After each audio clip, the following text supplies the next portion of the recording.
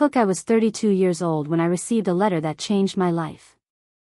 At first, I thought it was a mistake. A lawyer informed me that a woman I had never met had passed away and left me her house. Not her children. Not her relatives. Me. And I had absolutely no idea why. Story: I lived in a tiny apartment and worked long hours at a grocery store. Life wasn't terrible, but it wasn't exciting either. Every day felt the same. Wake up. Work. Sleep. Repeat. So when I received the letter, I laughed. There had to be some mistake. But a week later, I sat in a lawyer's office staring at a stack of documents. The house was real. The woman was real. And somehow, she had chosen me. Her name was Eleanor Hayes. 78 years old. No husband.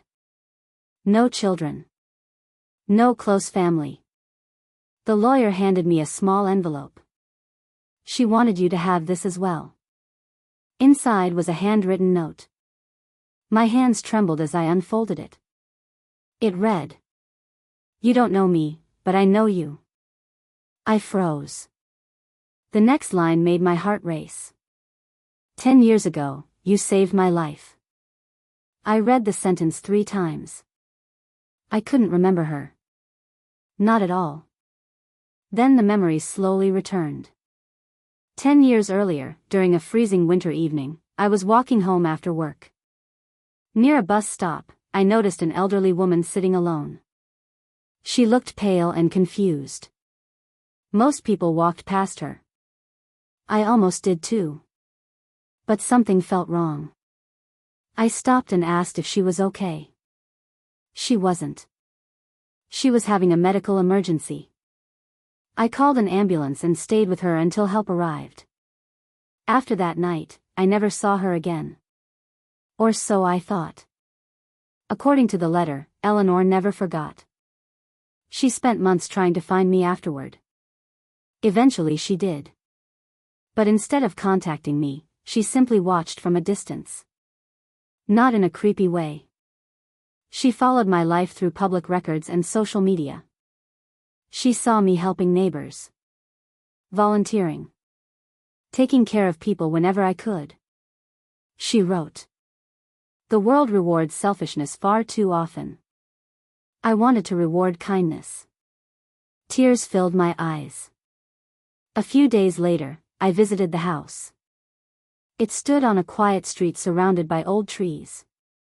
The place needed repairs. The paint was peeling. The garden was overgrown. But it was beautiful. As I explored the rooms, I found another surprise. Hidden inside a desk drawer was a second letter. This one contained a request. Please don't sell the house immediately. Fill it with life. Make it a place where people feel welcome. For weeks, I thought about what to do. Selling the property would have solved all my financial problems. But Eleanor's words stayed with me. So I kept it. I renovated the house. Slowly. Room by room. Year by year.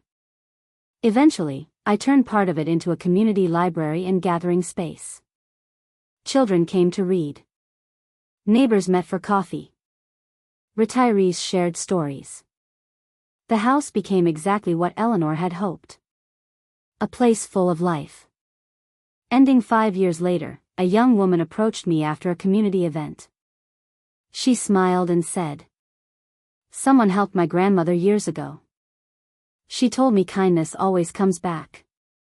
I smiled too. Because standing there, inside the house a stranger had left me, I finally understood. Sometimes the smallest act of kindness creates a story that lasts for generations. And sometimes, the reward arrives when you least expect it. The end.